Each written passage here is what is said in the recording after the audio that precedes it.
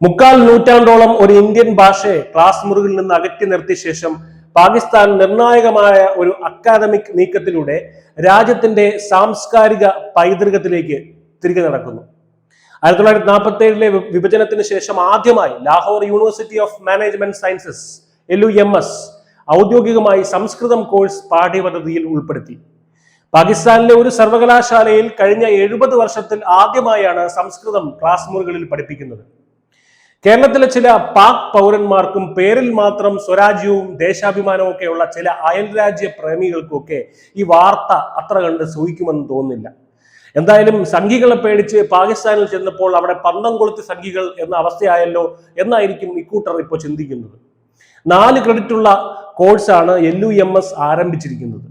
ഈ നടപടി ദക്ഷിണേഷ്യയുടെ ബൗദ്ധികവും സാംസ്കാരികവുമായ പൈതൃകവുമായി ബന്ധപ്പെടാനുള്ള സർവകലാശാലയുടെ പ്രതിബദ്ധതയാണ് സൂചിപ്പിക്കുന്നത് എന്ന് അധികൃതർ വ്യക്തമാക്കി.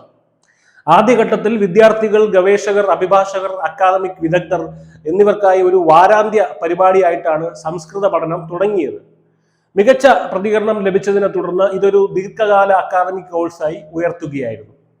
മഹാഭാരതവും ഭഗവത്ഗീതയും പഠിപ്പിക്കുന്ന കാര്യങ്ങളിലേക്ക് അവർ പോകുന്നുണ്ട്. സംസ്കൃത കോഴ്സിനൊപ്പം തന്നെ ഭാരതീയ സംസ്കാരത്തിന്റെ അടിസ്ഥാന ഗ്രന്ഥങ്ങളായ മഹാഭാരതം, ഭഗവത്ഗീത എന്നിവയെക്കുറിച്ചുള്ള കോഴ്സുകളും ഭാവിയിൽ അവതരിപ്പിക്കാൻ LUMS പദ്ധതിയിടുന്നുണ്ട്. വിഭജനാനന്തരം പാകിസ്ഥാൻ തങ്ങൾക്കൊരു പ്രത്യേക സ്വത്വം സ്ഥാപിക്കുന്നതിന്റെ ഭാഗമായി സംസ്കൃതത്തിൽ നിന്നും ഭാരതീയ പാരമ്പര്യങ്ങളിൽ നിന്നും ബോധപൂർവം അകലം പാലിച്ചിരുന്നു. എന്നാൽ സർവകലാശാലയുടെ ഈ നീക്കം ഇരു രാജ്യങ്ങളും പങ്കിട്ട നാഗരിക വേരുകൾ മായ്ച്ചു കളയാൻ കഴിയില്ല എന്നതിന്റെ നിശബ്ദമായ ഒരു അംഗീകാരമായി കണക്കാക്കപ്പെടുന്നു.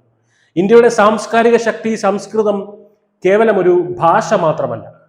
ആയിരക്കണക്കിന് വർഷങ്ങളായി തത്വചിന്ത, ധാർമ്മികത, ഭരണനിർവഹണം എന്നിവയെ സ്വാധീനിച്ച ഇന്ത്യൻ സംസ്കാരത്തിന്റെ അടിസ്ഥാന ശിലയാണ് സംസ്കൃതം. ഈ ഒരു നീക്കം പതിറ്റാണ്ടുകളായി അവഗണിക്കപ്പെട്ട് കിടന്നിരുന്ന ഇന്ത്യയുടെ സാംസ്കാരികവും തന്ത്രപരവുമായ സോഫ്റ്റ് പവർ ഇപ്പോഴും പാകിസ്ഥാനുള്ളിൽ ശക്തമായി നിലനിൽക്കുന്നു എന്ന വസ്തുതയാണ് എടുത്തു കാണിക്കുന്നത്.